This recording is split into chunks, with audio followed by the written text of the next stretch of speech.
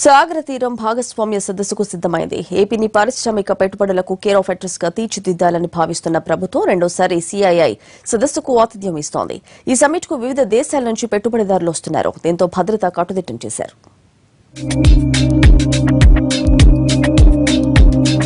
ఆంధ్రప్రదేశ్ ఆర్థిక రాజధాని విశాఖపట్నం ప్రతిష్టాత్మకంగా సిఐఐ భాగస్వామ్య సదస్సుకు మరోసారి వేదికగా నిలుస్తోంది. Sunrise state of Andhra Pradesh లో పెట్టుబడుల ఆకర్షణే ధ్యేయంగా ప్రభుత్వం ఈ సమ్మిట్ ను ఏర్పాటు చేస్తోంది. గతేడాది 4 లక్షల కోట్ల రూపాయల వాణిజ్య ఒప్పందాలకు ఎంఓయూలు కుదిరాయి. ఈసారి మరింత ఉత్సాహపూరిత వాతావరణంలో సదస్సు నిర్వహించేందుకు పెద్ద ఎత్తున సన్నాహాలు జరిగాయి. గత ఏడాది సదస్సుతో కలిగిన ప్రయోజనాలను దృష్టిలో పెట్టుకుని ఈ ఏడాది 8 లక్షల కోట్ల రూపాయల మేర అవగాహన ఒప్పందాలు కుదురుతాయని ప్రభుత్వం అంచనా వేస్తోంది.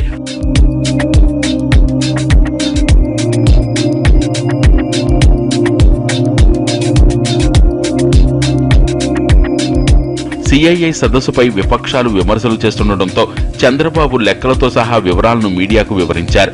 గతేడాది ఒప్పందాల్లో 50% పనులు ప్రారంభమవ్వగా భారీ పెట్టుబడులు సమకూరినట్లు వెల్లడించారు. తద్వారా ఉపాధి అవకాశాలు మెరుగుపడడంతో పాటు రాష్ట్ర అభివృద్ధి వేగవంతం అవుతుందని ఆయన చెప్పారు.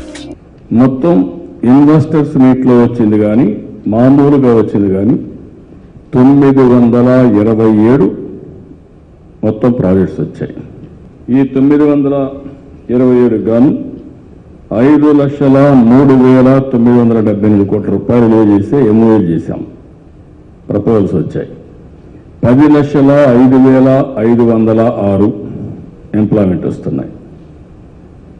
ఇవన్నీ కూడా మీరు చూసినప్పుడు ప్రోగ్రెస్ లేపటికి గ్రౌండ్ అయినట్టే కానీ క్లియర్ చేసినట్టే కానీ 659, 2,82,715 కోట్ల రూపాయలు చేసి ప్రాజెక్టులు క్లియర్ చేశాం, గ్రౌండ్ అయినాయి. దీంతో 4,15,305 మందికి ఉద్యోగాలు వస్తాయి. భాగస్వామ్య సదస్సు కోసం బీచ్ రోడ్డుకు ఆనుకుని ఉన్న ఏపీఐఐసి మైదానంలో ప్రత్యేక వేదికలు సిద్ధం చేశారు.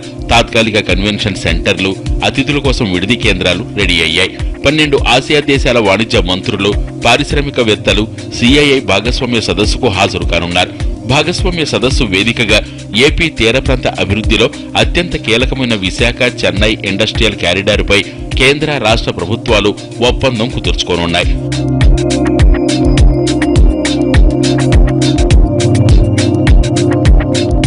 రెండు రోజుల పాటు సీఎం, కేంద్ర మంత్రులు విశాఖ నుంచి పరిపాలన సాగించేలా సిఐఐ సమ్మిట్ ప్రాంగణంలో ప్రత్యేకమైన ఏర్పాట్లు జరుగుతున్నాయి.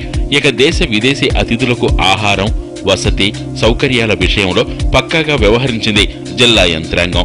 అయితే ఇదే సమయంలో విశాఖ వేదికగా ప్రత్యేక హోదాపై నిరసనలు మిన్నంటడం పోలీసులను కలవరపెడుతోంది. అందుకే ఎలాంటి నిరసనలకు అనుమతి ఇవ్వలేమంటున్నారు అధికారులు.